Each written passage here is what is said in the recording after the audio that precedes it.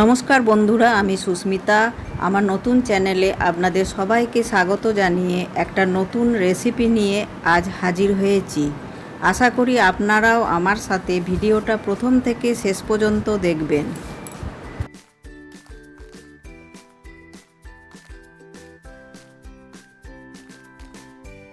আমি এখানে 1 কিলো খাসির মাংস নিয়ে নিয়েছি। এতে 2 টেবিল চামচ সর্ষের তেল দেব এবং পরিমাণ মতো হলুদ গুঁড়ো, পরিমাণ মতো নুন, 2 টেবিল চামচ দই দেব, 2 টেবিল চামচ আদা বাটা, 2 টেবিল চামচ রসুন বাটা, পরিমাণ মতো কাঁচা লঙ্কা বাটা, পরিমাণ মতো লাল লঙ্কার গুঁড়ো আর 1 টেবিল চামচ ধনে গুঁড়ো, 1 টেবিল চামচ জিরে গুঁড়ো দিয়ে ভালো করে মাখিয়ে নেব এবং এটাকে আধ ঘন্টার জন্য ম্যারিনেট হওয়ার জন্য রেখে দেবো।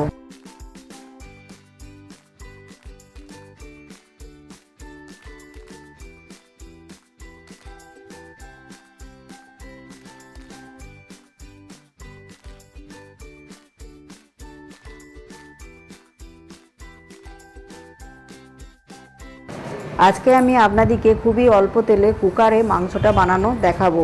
তার জন্যে আমি গ্যাসটা অন করে কুকারটা বসিয়ে দিলাম।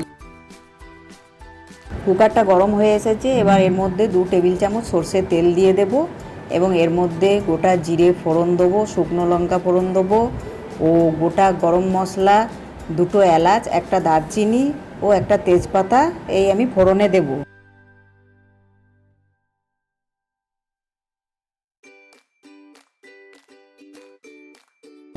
এবার এটা গরম হয়ে এলে এর মধ্যে একটু চিনি দেব। চিনি দেওয়ার পর পেঁয়াজগুলো ঢেলে দিয়ে লাল লাল করে ভাজতে থাকবো।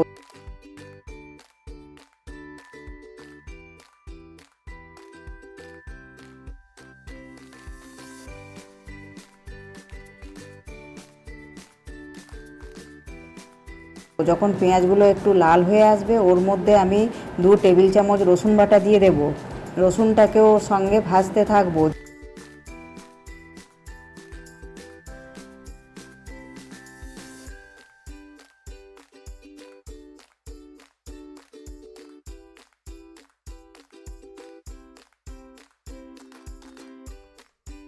যখন ভাজা ভাজা হয়ে আসবে ওর মধ্যে আমি ম্যারিনেট করা মাংসটা দিয়ে দেব, দিয়ে নাড়াচাড়া করতে থাকবো এবং ফ্লেমটা লো করে দিয়ে আমি ঢাকা দিয়ে দিয়ে মাংসটা ভালো করে কষাতে থাকবো।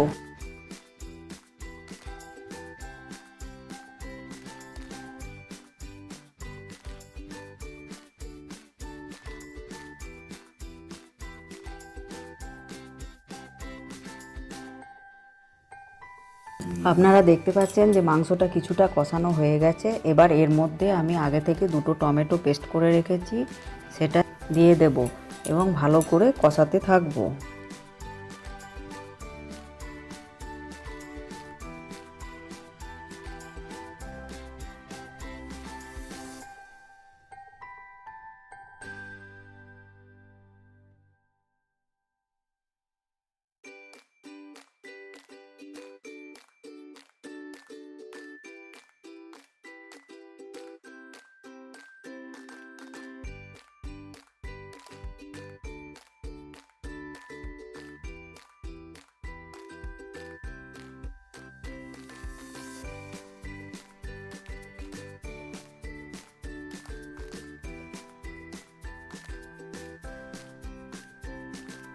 অনেকক্ষণ ধরে টমেটো দিয়ে কষানোর পর তেল ছেড়ে এসেছে। এবার এর মধ্যে আমি পরিমাণ মতো গোলমরিচের গুঁড়ো দিয়ে দেব এবং পরিমাণ মতো আমার হোমমেড মশলা দিয়ে দেব।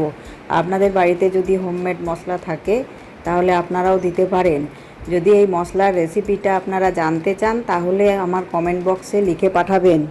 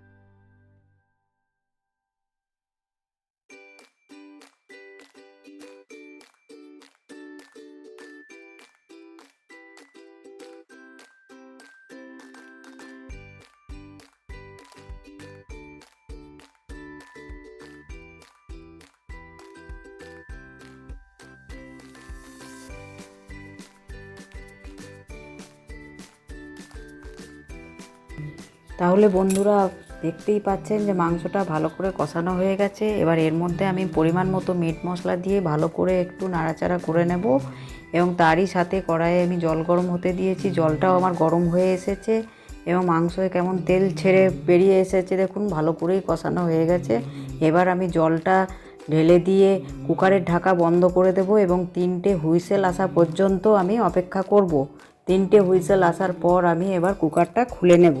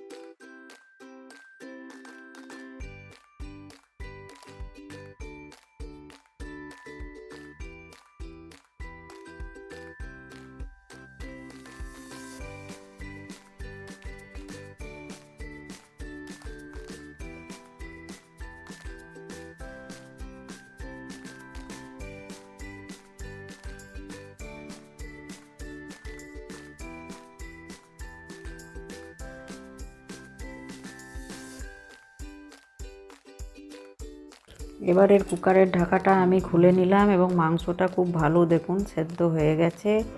এবার অন্যদিকে আমি কতগুলো আলু টুকরো করে ভেজে রেখেছি, সেই আলুগুলো এর মধ্যে দিয়ে আবার কুকারের ঢাকা খুলে ভালো করে ফুটতে দেব। ভালো করে ফুটে গেলে এর মধ্যে আমি গরম মশলা দেবো।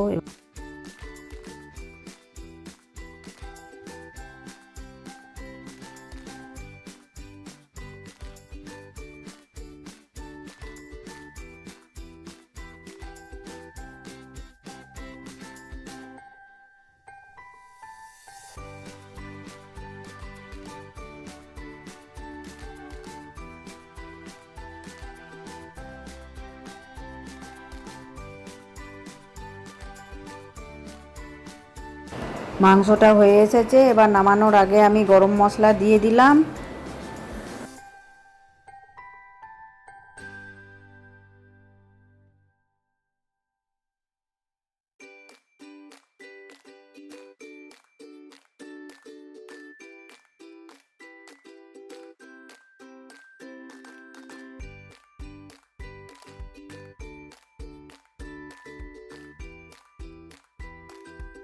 এবার আমি গার্নিশিংয়ের জন্য ওপর থেকে একটু ধনেপাতা কুচি ছড়িয়ে দেব।